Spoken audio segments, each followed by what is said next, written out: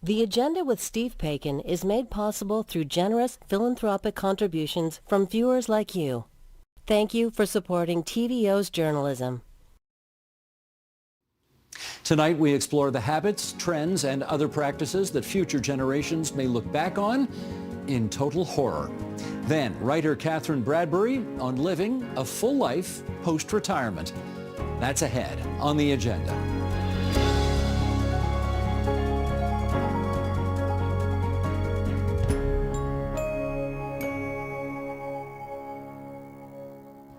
Smoking in elevators, movie theaters, or airplanes. Goaltenders playing hockey in the NHL without a mask. Burning tons of coal to generate electricity. Today we look back at these practices and we wonder, how did we ever allow that to happen? Because today, of course, we know better. But what about the future? What do we do today that future generations will shake their heads at? And how do we chart a different path to ensure we make better decisions going forward? To explore this, we are joined in Midtown in the capital city by Ken Dryden, Hockey Hall of Famer, author, and former federal cabinet minister. And with us here in studio, Sabrina Maddow, Director of Communications for Global Public Affairs. Akwasi Owusu-Bempah, Professor of Sociology at the University of Toronto and Chair of the Board at Massey College. And Madeline Ashby, a futurist and science fiction writer. And it is a delight to welcome everybody here into our studio. And Ken Dryden, so great to have you there on the line from Points Beyond. I want to start, we get ideas for programs all over the place. Sometimes our producers pitch them. Sometimes it's because I'm talking to somebody on the subway. And sometimes it's because a month ago, Ken Dryden and I had a phone call and he said, you know, I got an idea for one of your last shows. What are we going to look at 50 years from now that people are going to look back at and say, how the heck did they ever allow that to happen? So, Ken, kudos to you for pitching this idea. Everybody here loved it, and now we're doing it. You heard me in the introduction talk about things like tobacco use and playing hockey in a very vulnerable way.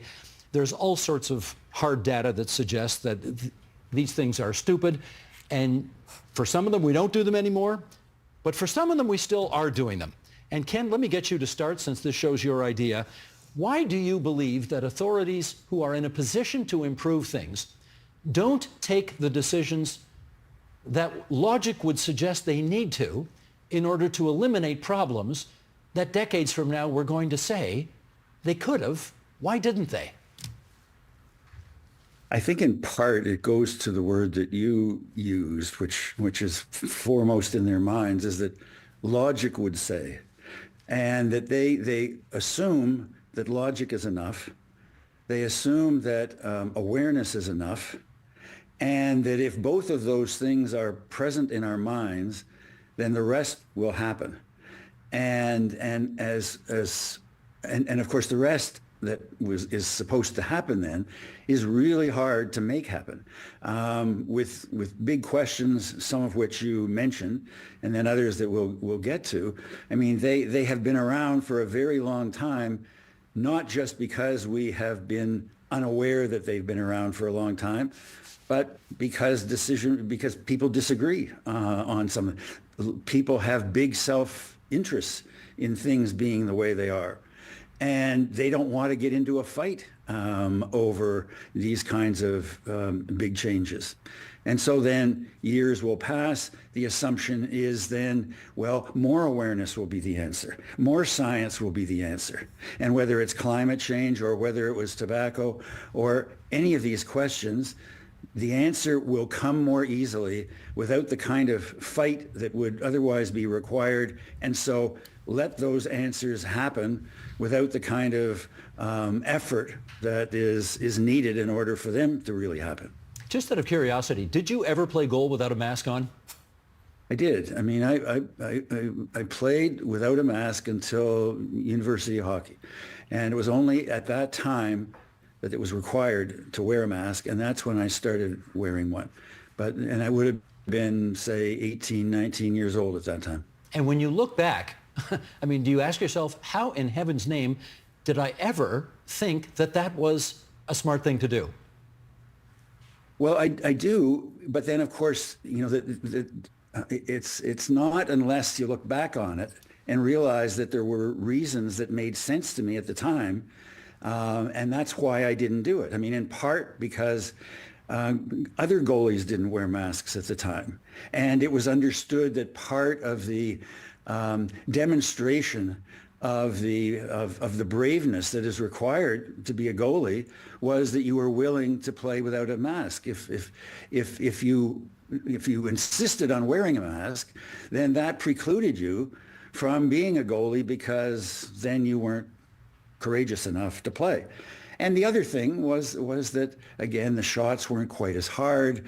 Any kind of mask that you did wear, we thought, the people see the masks that we wore at that time, they think it was nothing. It was nothing except it was more than nothing. And by being more than nothing, it seemed like a big something to us. And plus, what you did is that goalies are not entirely stupid. You end up adapting, as we do in other fields. Madeleine, when you look at this topic and you think about the things that 25 or 50 years from now we're going to look back at and say, how in heaven's name did they allow that? What's on your list? Oh, wow. It's a big list, but I think that we've landed on the uniting factor of them. So if I were to say the things that I think future generations will sort of either laugh at us for or react in horror for, obviously they're going to look at things like global warming. They're going to look at unchecked artificial intelligence. They're going to look at the loss of rights, the rollback of rights in many cases, unchecked authoritarianism, all kinds of stuff. The thing that unites all of those is something that we've already landed on, which is the willing suspension of disbelief, or the willing suspension of fact. Which is okay when you're going to a Hitchcock movie. Exactly. But not in real life. And I think the part of it is that we've diminished the role of intelligence. We've diminished the role, and whether we mean, secrets intelligence, or whether we mean intellectual intelligence, or whether we mean just hard facts and data. These are problems that we have lots and lots of data about, and it's a choice to ignore them. And I think that's the choice, and I think that choice is backed up by a sort of, as a novelist, I would call it sort of a personal main character syndrome issue. Personal main character syndrome. Yeah, so the idea that all those stats apply to other people, but I'm the hero of my own story. So that could never be me, right? And so I think that there are, I think also leaders want to believe that about themselves. Kwasi, pick it up if you want. I think absolutely. There's a measure of self-interest in all of us, right? I think we're self-interested beings, and I think that in conjunction with the main character syndrome is a big part of the problem that we have here, especially with the world leaders. Like the suspension of facts, the lessening of importance of expertise and like reality, and what is reality, of course. But these are things that concern me. And when we have people who are so self-interested, certainly see themselves as the main character, not only in their own story, but global stories, and we have those people in power in multiple places around the world and reducing the rights of the individuals over whom they have power, I think we get into this problematic situation that we're in now that looks like it's getting worse, that we will look back on in 50 years and say, how did we let these powers go unchecked? How did we let these individuals amass so much power and ignore these pressing issues, climate change, mental health, that are absolutely pressing and are having a devastating impact, as we feel now and as individuals feel in their daily lives around the world. Given that you're younger than the rest of us here, I wonder, I'm just going to take a guess here, but I'm wondering whether the thing, if not at the top, near the top of your list is, how did we ever allow housing prices to go to $1 or $2 or $3 or $4 million a house, thereby shutting out my entire generation from ever being homeowners? Is that on the top of your list? Absolutely. I mean, the housing crisis is a generational catastrophe. And when we're talking about self-interest and comfort with the status quo, I think we can talk about that from a generational lens as well, is you have a lot of people in older Canadians who are benefiting from the status quo. And there seems to be a lack of leadership to really uphold what was the social contract for generations, that every new generation would at least have the opportunity to be better off than the last. And yes, there's not always equal outcomes, but there's a certain level of opportunity and mobility and being able to advance up society based on merit. And that's completely flipped on its head now, right? The older generations are just reaping more and more gains, while younger ones continue to, there are seemingly new ways they suffer every single year, right? It started with housing, and now there's, mass youth unemployment, and their economic prospects going forward are just completely diminished. And I do think that future generations will look back on that and say, how could people just abandon their youth, their kids, their grandchildren in this way without concern for the future? And that's historically abnormal, right? So what went wrong with the collective psyche that this was allowed to happen? Ken, I do want to ask you about the thing that has preoccupied your life for so many years and has been one of your prime missions, namely to get the headshots out of hockey, because we know that you can't sustain multiple concussions in hockey and not have it ruin your life. My question for you is, given the effort you have put into this, do you think the sport is now at a point where it recognizes to an adequate level the damage concussions do, and are they being policed out of the game adequately in your view?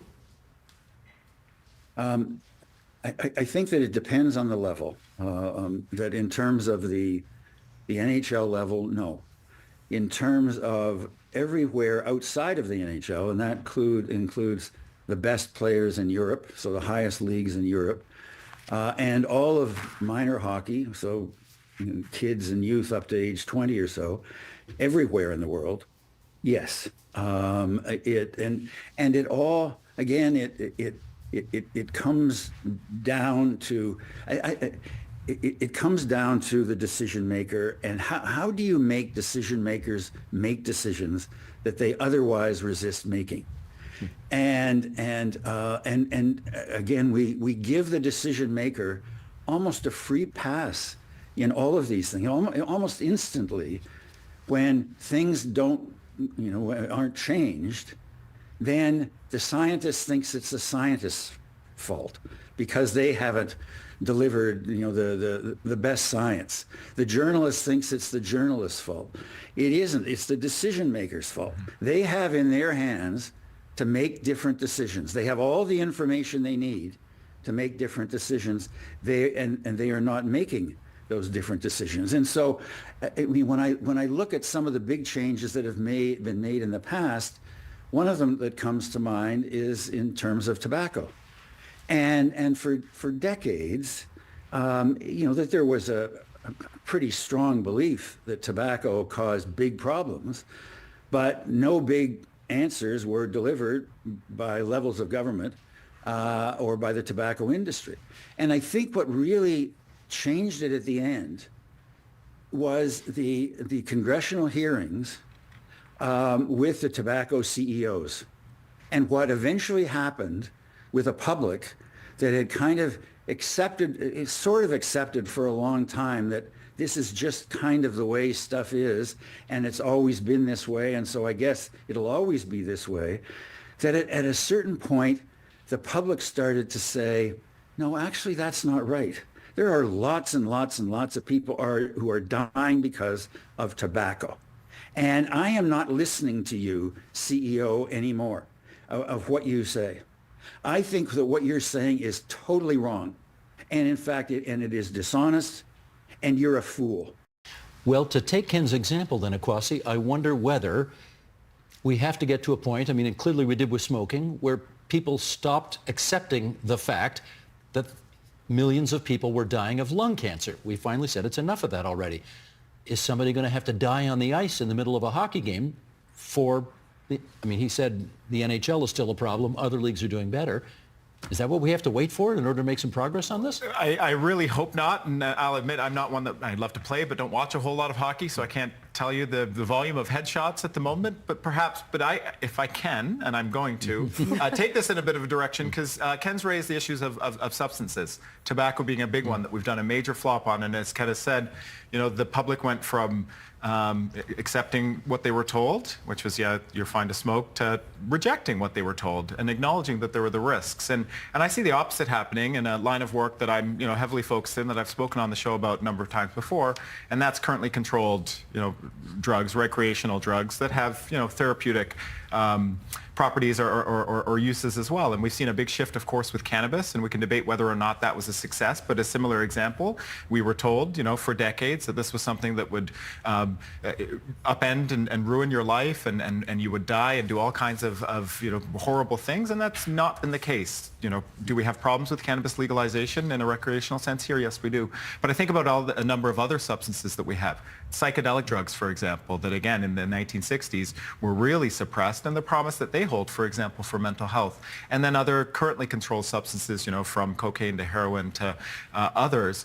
Our approach to those, I think, has been very wrong, and it's been one that has had a huge number of negative consequences for our society. We have had leaders, business leaders, and importantly, political leaders tell us now for decades that we should have a tough on crime, very enforcement approach to dealing with these drugs. And it's one, from my perspective as a criminologist, that has been hugely harmful to society. It has not reduced levels of use. In fact, it's allowed for the tainted drug supply to make its way on the streets, and it also fuels organized crime, which then can go off into a whole host of other types of organized criminal activity that, again, negatively affect our society. So one of the things I think we'll look back on in 50 years is, why did we allow our politicians and other decision makers to so misguide us with respect to these substances, their potential for benefit? The harms are most definitely there. And then how did we allow the criminal underworld to dominate a market that could otherwise be heavily regulated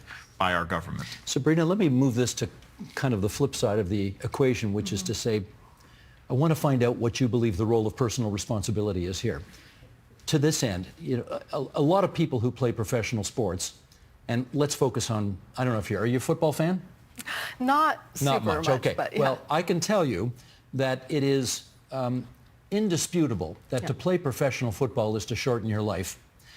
And the players who play the game know this, but they are kind of making the grand bargain that in exchange for emerging from the game with aches and pains like you and I can't imagine, and concussions, and a lifespan that will be shorter, they are making that bargain because they're going to become very wealthy in the short run and experience adulation and all of the things, the teamwork and all of the joy that comes with sports.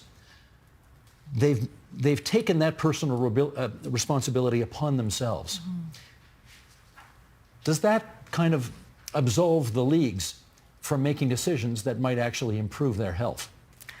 I don't think it does absolve them. I mean, ultimately, yes, there's an element of risk in everything, and then we have to decide what's the appropriate level of risk, but also how are we incentivizing people in a way that they might feel pressured to make choices that they wouldn't otherwise, or that they don't fully understand. For me, with professional sports, if you have adults who are knowingly taking on risk, that's one thing.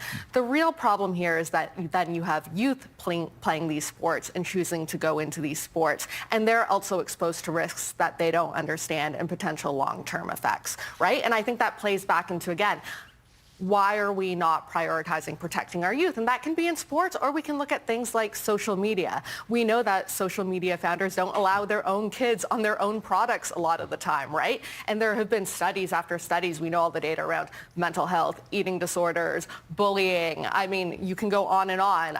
The gamification of life, living on a screen, leading to loneliness.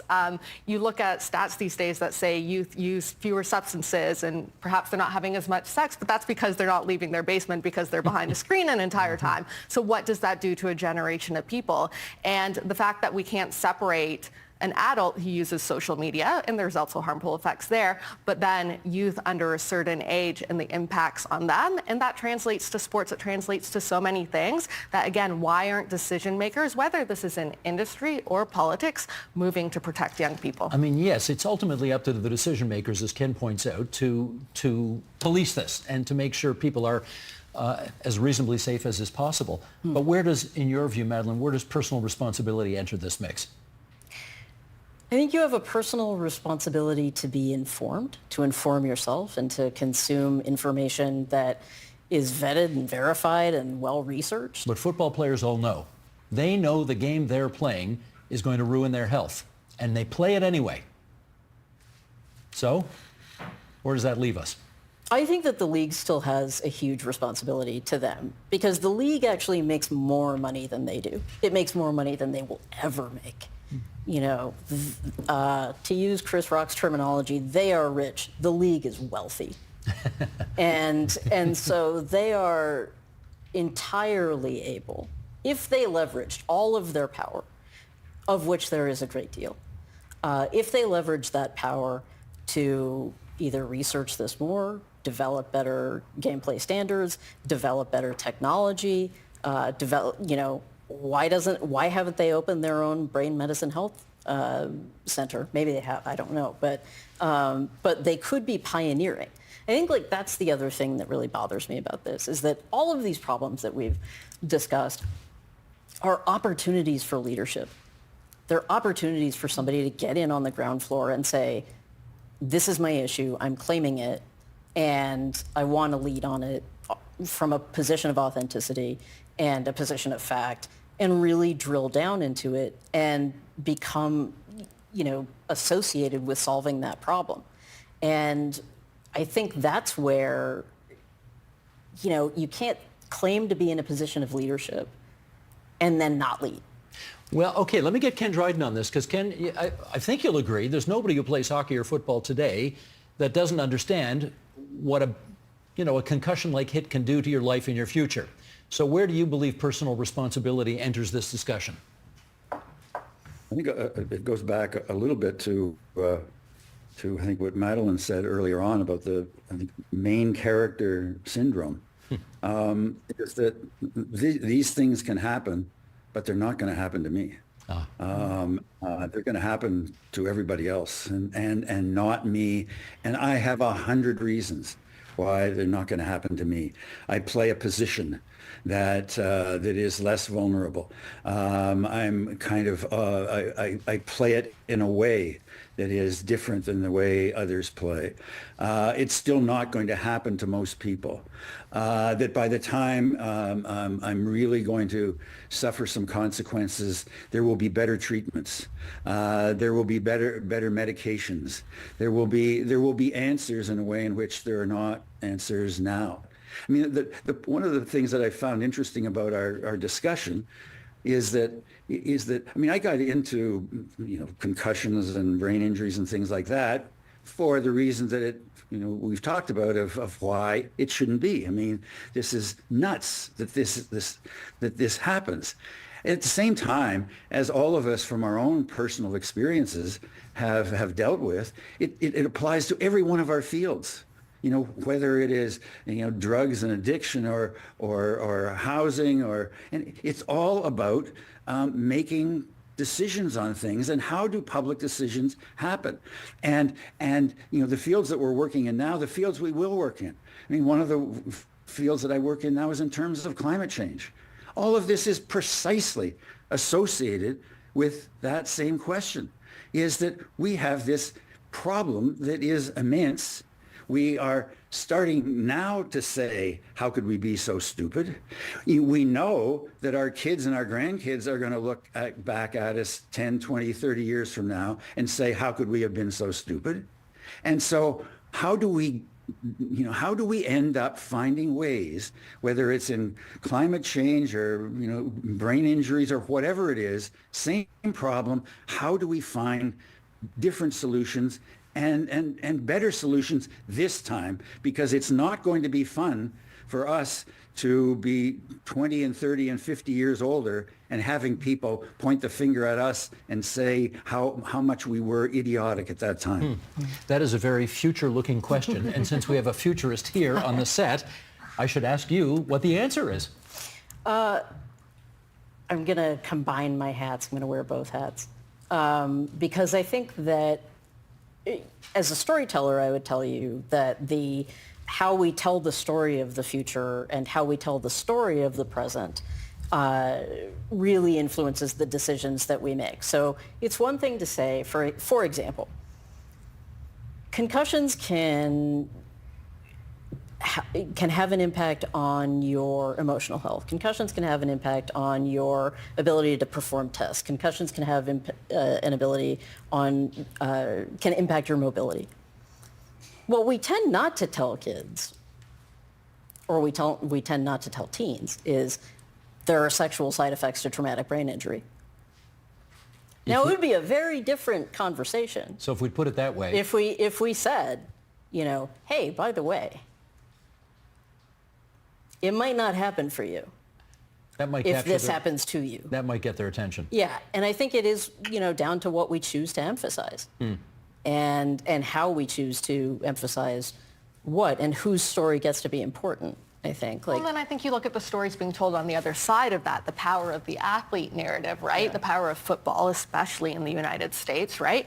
And when you talk about personal responsibility, it's not the same for all players. You have your superstars that are incredibly powerful and incredibly wealthy, but there are many, many more players in the league, right? And by the time they get to that professional level, they've gone through youth football, they've gone through the NCAA, where there are still huge power imbalances between athletes and the NCAA. I was an NCAA athlete. We could do an entire segment about that. What'd you play? Soccer. I was a goalkeeper as well. What team? St. Bonaventure University in Western New York. Oh, okay. I was a Bonnie. Yeah. That's right. They were the Bonnies, right? Go Bonnies. Yeah. But by the time you get to being a professional athlete, you might not be making as much overall as, the superstar is. You've built your entire life up to this. You only have 2 years maybe of college where you didn't necessarily pay the most attention in classes because you didn't have to. Your university supported that. And what else are you going to do if you just step away? Maybe you're supporting your family, your friends back home. It's not as easy as just saying, sorry, I'm done. Kwasi, I want to pick up on something Ken said earlier and hearken back to a quote I remember Brian Mulrooney once telling me, which was, if you want to be a success in politics, you have to have a great capacity for self-deception or you'd never get out of bed in the morning. And I wonder if part of what Ken refers to, this isn't going to happen to me. Yes, terrible things happen in this game, but not to me because ... Is that self-deception preventing us from making progress on these issues because at the end of the day, we just think, it won't happen to me, it'll happen to someone else? There may be some self-deception, and I think, those in power often get deceived by those around them, too. They are often surrounded by a small circle of people who repeat back to them what it is that they think they want to hear. And so I don't think that it's just the individual who's involved in that deception, but those who have influence around them and those who hold power around them as well. And so, I think it's a point well taken. When I think again about these big issues and I think about the people who have the power to change them, I ask myself, why don't they make those moves? And there are some. I can think of leaders south of the border, for example, who I think frankly doesn't care. Right? I think frankly does not care, just feels that they themselves are rich and powerful enough that they and those that they care about will be protected from these big issues. And then I think about, other world leaders who perhaps don't have the same power or perhaps the same mindset and what's getting in their way, and is it their own political futures that they're concerned about? I can't remember the name of the film now, but I remember a television host transitioning based on the encouragement of his viewership into politics, and he came out as a kamikaze politician. He said, I don't care about winning the next election, I care about doing the right thing, and made comments like, yes, I smoked cannabis, I put it to my mouth and I inhaled, kind of ripping on the Bill Clinton, not inhaling. But all of that to be said, I don't think we have enough people involved in leadership who care about the mission, the goal, the betterment of society, and not that they're not there, but they get misguided and other interests and self-interests, that main character syndrome comes back into play. And it's a matter of self-preservation and reputational preservation, which 50 years from now might not look the same way as it does 5 years from now. Right. With a few minutes to go here, Ken, give us some help. The road ahead. How do we get the decision makers to make the right calls so that 50 years from now, people won't look back and say, how did they allow that?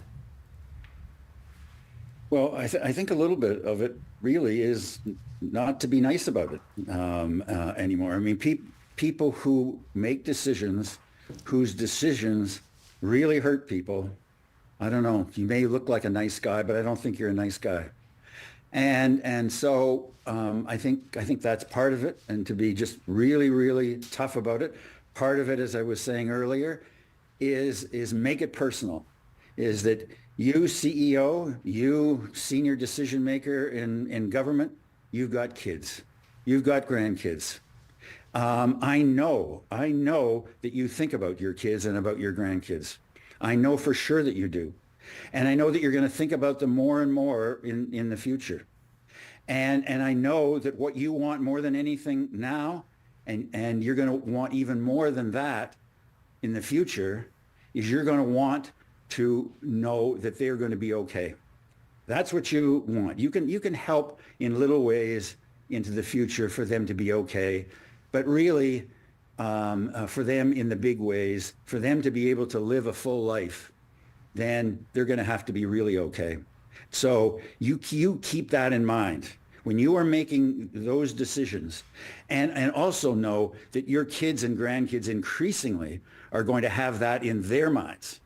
And they're going to be saying at some point, Dad or Mom or Grandpa or Grandma, how come you did this? And how come you didn't that? You did that. And as awkward as it is hearing that from a constituent, hearing that from your own kid or grandkid, that is a million times tougher. Madeline, more naming and shaming? Yeah, definitely more naming and shaming. These people have names, they have roles, they have places, they have positions that they hold. I think that so I agree there. And I also think that the more that you do that, the more that you sort of call things out, it then emphasizes when you call people in or reward good behavior. If you see someone in leadership or you see something like a development that you actually really appreciate, publicly name those people too, and because people do respond to positive enforcement. And so it's also important to be appreciative when things go right. You've watched politics for a while. More naming and shaming, more positive reinforcement?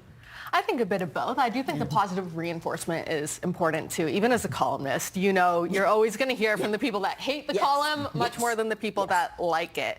But it works both ways. And I think when we talk about self-deception and personalization, it's also important for leaders to try to get out of their silos. Whether it's politicians who are just so trapped by the party system and party discipline these days, or it's leaders or people who are living online where you end up in these algorithms where you only hear from like-minded individuals, or you're not out in third spaces meeting people who you wouldn't cross paths with in your everyday workplace or life. That's so important to really understanding the reality of these issues and hopefully then being motivated to make the change we need.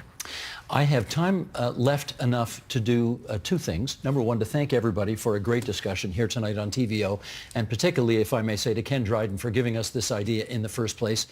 Ken, I hope this discussion met the standards that I know you hold very high, because you're a regular viewer of this program, and when we don't meet the standards, you let me know, and I'm grateful for that. So there we go. That's number one. Hopefully you get positive reinforcement from Ken too. Yeah. Go ahead, Ken. Just on top of that, you're moving on into your next life and in what you're doing. And I know you well enough to know that as you move on into it, you're going to be asking yourself questions like this. And of not just all the questions you've been asking for 20 years to people about things that are going wrong, is that you're going to want to ask of them, okay, now but how do we get to a different place? That what I want to hear from you is not just about what is wrong now. I want to know about this different place that we need to get to, 10 years from now and 20 years from now. And I think it'll be fascinating for you and for your viewers to move along in that experience with you. And it'll be really fun to hear and see where that goes. From your lips to God's ears. Thank you very much. And the last thing I want to say is, there are two very small individuals in the green room right now who I bet have something to do with you.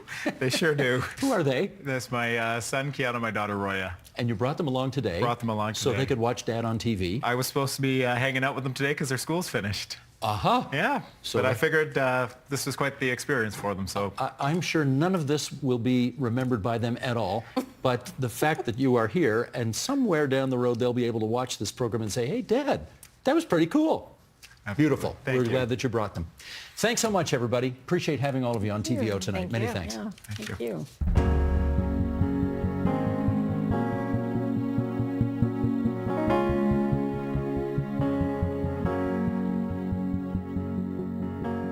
After a long, successful career in journalism, Catherine Bradbury was at loose ends, post-retirement. How should she spend her time and still abundant energy? In her latest book, This Way Up, Old Friends, New Love, and a Map for the Road Ahead, she charts a fresh direction, including a new identity as a writer, grandmother, and freer spirit. And Catherine Bradbury joins us now for more. Great to have you here. Thank you. Thank you so much. We've been in like concentric circles for a very long time. and Yeah, somehow- like parallel tracks, concentric circles. and yeah. barely know each other. Yeah. So good to have Well, you I here. know you better because you're Steve Paikin. Is that a fact? Yes, it Why is, wasn't I yeah. told? I get to watch you. So. Oh, yeah. okay. My first question is a little weird, which is, what's the story with your first name? How come you can't spell Catherine properly? Somebody said to me once, your mother must have been a very efficient woman. So it's Catherine, Yeah. no E's. And I will say this to any parents who are naming their children, don't mess with the spelling. Like everywhere you go, people put Catherine with an E, and I'll say, well, there's no E. So, yeah. And also, even worse is my parents followed the Irish tradition of making my middle name first. So I'm Mary Catherine. So that's not fun on passports, doctor's offices. You know, I'm sitting there and they'd be like, Mary, Mary, Mary. Like, oh, yeah, that would be me. You are old enough to change it to the regular spelling if you want to. Well, at this point, it's too late. No, it's too late. guess. I've come to like it. Okay. Yeah. Let's get into this. What were your initial plans as you thought about retirement from your journalistic career? I had two ideas, and the cognitive dissonance of these two ideas still astonishes me because I stayed on this parallel track with both of them. One was to go back to my 17-year-old self and travel the world. I was free. I would set out. I'd go to Greece. I'd go to Ireland. I'd go anywhere I wanted to for as long as I wanted to. And I really believed that. And the other was I was going to go into a hut, which I was building in my backyard, and write. And I held both of these ideas like right up until the minute that I was in I had a retirement party in my backyard. And everybody came from my career. You know, I worked at the Globe and Metro and the Star and Maclean's and CBC. And I'm standing on my back stoop, and in the back of the yard, there's the new hut I've built. But the whole time I'm talking, I'm kind of imagining I'm Bilbo Baggins in Lord of the Rings. I'm going to put on a ring, and off I go on my adventure. And the next day, I walked the 33 steps to my hut, and that's what I've done pretty much ever since. So I chose the stay where I am option. But I'll tell you what, you can dig very deep by staying still. You can have a lot of adventures. You don't have to go out and travel to have an adventure. There's a lot to be discovered just by, digging in. Maybe you should describe the hut, because we've got Bilbo Baggins' hut in our head right now, and I suspect it's not 3 feet tall and, So it's 10 by 10. It was a shed, a garden shed, falling down. And my nephew Sam is a carpenter, and I said, I'd just like to turn it into a hut. I'd like French doors here, and I'd like a sloped roof here, and And he said, Aunt Catherine, whatever you do, it's always going to be a garden shed. So I decided to order a prefab 10 by 10 little hut. It's cute. It's really cute. It does have my French doors. It does have the sloping roof. It's got windows that open onto the house, and it's in my garden. So there's something, the room of one's own. Like I certainly have rooms in my house, but there's something special about going into this place that is mine and seeing what comes to me when I'm there. Does your brain literally transform as you go into this different place? A little bit. That sounds a bit woo-woo, but a little bit. I allow it to relax into doing nothing in there but writing or sleeping or, doodling. What's the winter like out there? Too cold, but only 1 month. It is heated. It has a heater, so 25 below, no. But otherwise, it's good. Yeah. Do we call you Grandma Catherine now, or what is that? How old's the grandchild? Yeah. My Yaya. name is Yaya. Which is? Spanish. Different cultures use it, but my grandson is 3. And you have grandkids, right? I do, yeah. Yeah. They live a long way away, though. Yeah. I rarely get to see them. Yeah. But yours lives where? He lives on the other side of my house. So there's the house, Beyond there's jealous. the path, there's the hut, and there's a fence. And I put a gate into the fence, and so he can go through that gate from his place to my place. They rent an apartment in the house on the next street over. Do you know how jealous I am right now? That is just... It's really fantastic. And I have to say, here's the thing about the grandparent relationship. We live in the lawless present. Like, my job is not to say, you better put a jacket on before you go out, or, it's you brush your teeth. Like, I'm not setting the rules here. So, his future is too vast, and my future is too short for us to find ourselves in the future. So we just locate ourselves in the present, and there's something almost meditative about it. Like I'm not going to worry outside what we're doing right in that minute. It's kind of grounding. Well, that's not your job anyway, right? No. Yeah. No, I'm not doing it. I've done it. Yeah, I did it. Exactly. Been there, done that. We did it. Got that yeah. T-shirt. Exactly. Yeah. Okay, let's do a quote from the book here, shall we? Optimism, an inherited condition my whole family suffers from. I long wished for an uncanny upbringing on a bleak moor. No such luck. We wake up happy. We're optimistic about getting old too, which may help us age better. Positive views of aging result in improved performance on hearing tests and memory tasks, according to Yale psychologist Becca Levy. The author of Breaking the Aging Code, Levy wrote about the need for an age liberation movement to acknowledge how we become more creative and productive later in life. You can't create beliefs, but you can activate them by exposing people to words like full of life instead of grumpy or helpless to describe older adults. Boy, we still live in a society that prizes youth, right? Yeah. And there's something kind of disgraceful about aging that we're still trying to get our heads around. Yeah. As you sort of, and I have to say right off the top, I won't say your number if you don't want me to. You go right ahead. But I've lost my vanity. Okay, you look phenomenal for 70. You're 70 years old. Okay. And yet there's still this thing about getting older that we fear. Mm-hmm. You've obviously, you're getting your head around this right now. What are you finding? Mm-hmm. Remember Succession, the great TV show, and the people who were kind of 60 up in the corporation, remember they called them the Greys? Yeah. And every time they had a scene with them, they were like putting compression socks on airplanes and adjusting their glasses. And it's funny. It's hilarious. I laughed all the way through. But it does continually reinforce that we become enfeebled. And I haven't found that at all. I say this to people, and I mean it. I loved my 60s. I've just moved out of them into 70, but I found them productive, exciting, full of new opportunities. I really loved being in my 60s. In some ways, it was the most like my teenage years in that I became very open to new experience in a way that I didn't have time to be when I was in, the striving 30s and 40s and 50s when you're so busy. But in my 60s, I became open again. But the difference is that at 60, at 17, you're crashing around with an underdeveloped personality and underdeveloped brain. But at 70, the things are actually, your brain's actually kind of functioning and you know who you are. You're all there. But the question is, there. can the body keep up with what the head wants to do? Well, we hope so. That's not wood, but so far we have to work on it, right? I wrote a piece in The Walrus on retirement and it had a lot of ageism in it. And I'm going to quote that next. Okay. Yeah. Well, one of the things one of the people I talked to said was that, we make these jokes, but we just have to be careful, especially in the workplace. For instance, during COVID, when we all were suddenly doing all of our meetings online, and often in those meetings, people 60 and up were on mute, or the camera wasn't on their face. And I said, you had to admit it was a problem for the older people. And she said, I'm sorry, I don't buy that at all. She said, how many times did somebody who was 30 have a cat walk over their computer?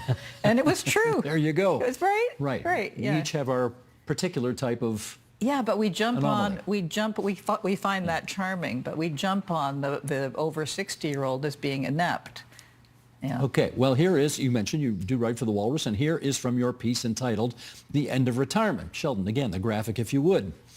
Roughly 1,000 people are retiring each day in Canada. Fraser Stark, president of the Longevity Pension Fund at Purpose Investments in Toronto, told me. That's about 1 million currently retired. Ours is the largest generation in Canadian history to move into retirement. And we tend to get distracted by the sheer number of us snailing through the system like a row of snowplows on a 4-lane highway. But the bigger issue with retiring at 64, which is the average age Canadians leave the workforce, can be summed up in one increasingly terrifying word: longevity.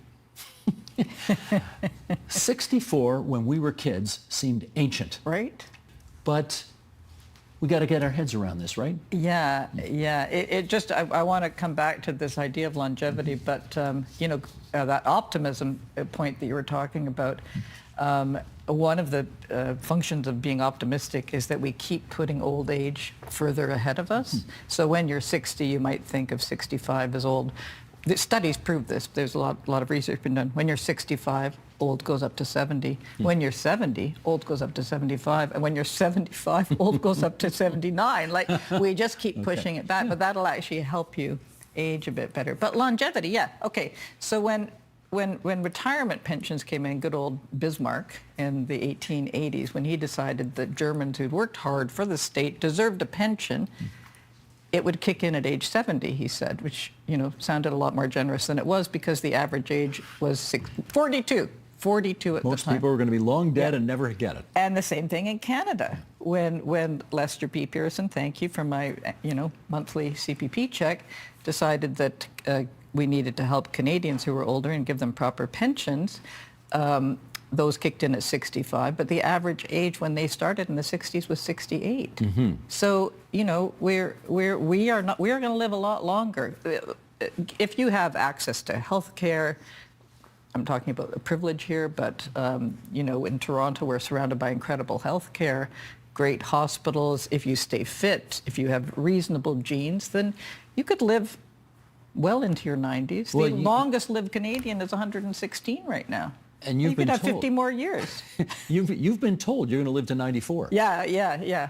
Which is an actuarian, calculation. But that sounded great at first, and then you're like, "Ooh, 94! Look, I better keep my life in order. I better keep working." And I'd love to touch on the whole idea of the word retirement, which to me is a ridiculous word.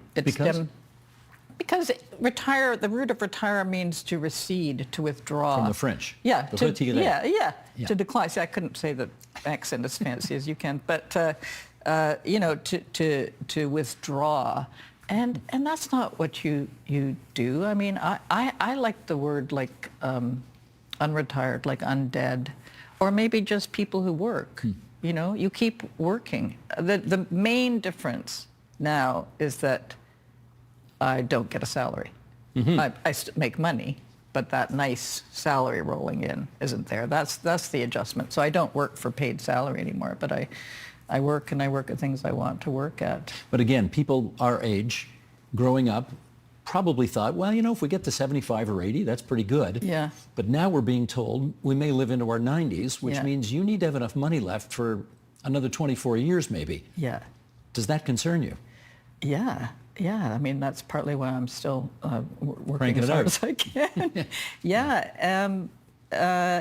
And it's not just the money. Like, we know now that having some kind of engagement with the world, doing something, makes us live longer. It's right up there with don't smoke, don't overdrink, and have some kind of engagement. And that's often work. It doesn't have to be paid work, but it's very important for our well-being to keep working, not just to make money. Well, you talked about this in the piece, the number of people who, whenever they're 64, 65, 66, they decide to retire, and they're dead within a few years, right? Especially in journalism. Journalism and surgeons, those the people who work and work and work like maniacs, and then they retire and they don't have anything to do. I thought it was apocryphal, but it's actually true. Because they derive too much of their identity in what they do for a living, which is a mistake. Which is a mistake. Yeah. It's it's what you do, but not necessarily what you do for a Who you living. are. Yeah, Yeah. who you are. Yeah. Precisely. Yeah. Okay, here's something else you wrote here. I didn't know that bringing real people into the story would alter my relationships with them out in the world. Yeah. Meaning what? So this is nonfiction. This Way Up is a nonfiction book. Yeah. And it's got my siblings in it. It's got my children in it by name. There's only one person who's only initialed, but otherwise it's people by name. And I was very conscious of the ask that I was making of people. You know, it's my sister Anne, who I describe as a poker in the book, which she doesn't love because she pokes you when she talks. Sorry, Anne. She must know. Yes. But she said, you know, it's like being snapped by a photographer. And yes, you look like that in that moment, but there are so many other ways you look. But once you're put in a book, you're kind of, that version of you is there. So I don't write gotcha stories. I'm not trying to hurt people. I'm trying to understand people and understand relationships. So it was very important to me that everybody in the book had a chance to see themselves in the book. Not journalism the way we used to do it, right? Like the whole sort of gotcha, doorstop, cameras running, get the story at any cost. That's fallen out of favor now for good reason. And also for a book like this, I really wanted people to have a chance to say, that's not the way I saw that conversation, or have you thought of this? Mostly they were very, mostly they were very generous. But sometimes people, you know, wanted more substantial things out and wanted to talk about why I saw them that way. And so I'm writing in real time and I'm talking to people in real life about what I'm writing. It gets really crowded. I can understand why people switch to fiction. Well, right? You don't have to give people a heads up when you're writing fiction. Yeah, that's right. That's right. Just do whatever you want. Now, did Anne tell you anything based on what she read ahead of time that made you say, oh, okay, I'm going to go back and rewrite that? She said to me, I didn't rewrite it exactly, but she said, you know, Catherine, as she was poking me, she said, you moan in your sleep. We go on these sibling trips. I have 4 siblings, and even in our 60s and 70s, we still travel together. And this last trip out on BC, Anne and I ended up sharing a king-size bed. And I said, I don't moan in my sleep. She said, yes, you moan in your sleep. And I said, well, Anne, if you were writing this book, I'd be a moaner, but I'm writing the book. So you're at poker. Well, you do get the last word in that respect, I get the last don't you? word, yeah, and I'm conscious of that. So. And this is not exactly a Molly Jong Fast book about Mother Erica, right? No. I mean, you're not carving anybody a new you-know-what in this book. No. And I, that's not who I am or what I want to write about. Yeah. Now, you did consult map experts during the course of writing this book. Yeah. Okay, talk to us about why you felt the need to do that. Well, I woke up at 3 a.m. at the beginning of this book, and I thought, I need a map to my old age. Like, I wanted to see it on a map. I know it doesn't make sense as an idea, but I very strongly felt. And so I bought a map instead to where I began, which is St. Catharines, in that part of the world. St. Catharines, Grimsby, Hamilton, Which where also you're from. can't spell itself properly, but Yes, that's another story. That's right. And so I got this map to where I'd been. I thought, let's start with where I began. And I decided to just call map experts to ask them if they could tell me about where I was headed as a woman of 68. And here's the thing I love about map people. Like, they don't say, well, obviously there's no such thing as a map to old age. It's like you've said, can you give me a map to Parry Sound? They're like, yeah, come on in and talk. A map to old age, why not? So I talked to fantastic people, a wonderful map curator at McMaster University. They have an incredible map library if you've ever been. It's really cool. It just thousands and thousands of maps of the area, the formation of Hamilton, St. Catharines, all those places.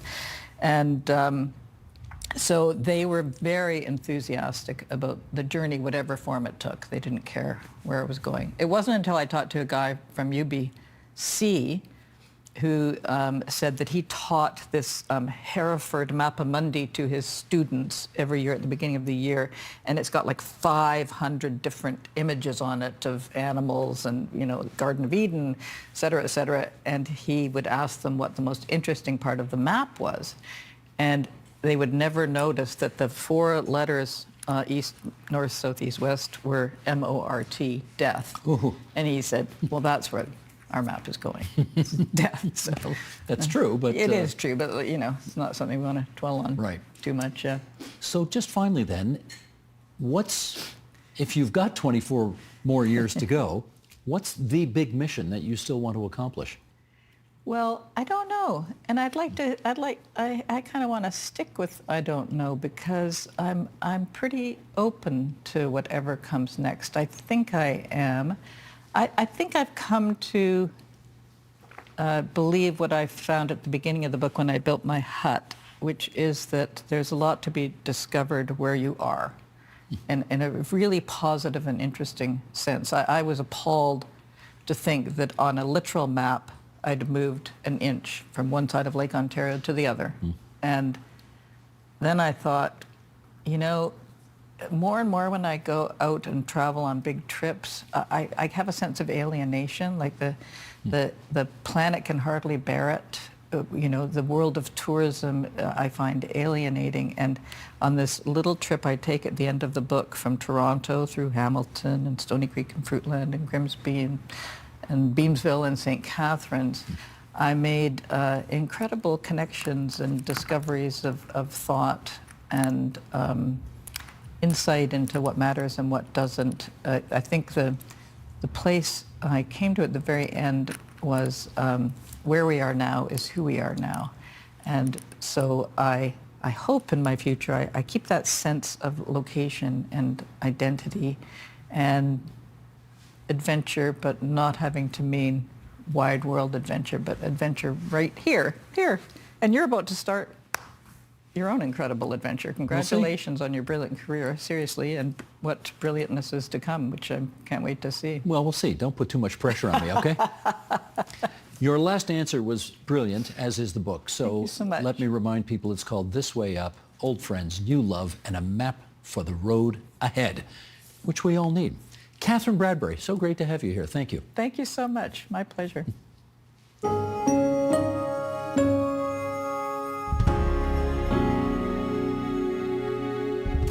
And that is the agenda for Thursday, June 26th, 2025. Tomorrow, John Michael McGrath and yours truly will bring you the season finale of On Polly. And a very special guest will join us for the very last episode of The Agenda. Hope you'll tune in to find out who. I'm Steve Paikin. Thanks for watching TVO, for joining us online at tvo.org, and we'll see you again on the series finale of The Agenda.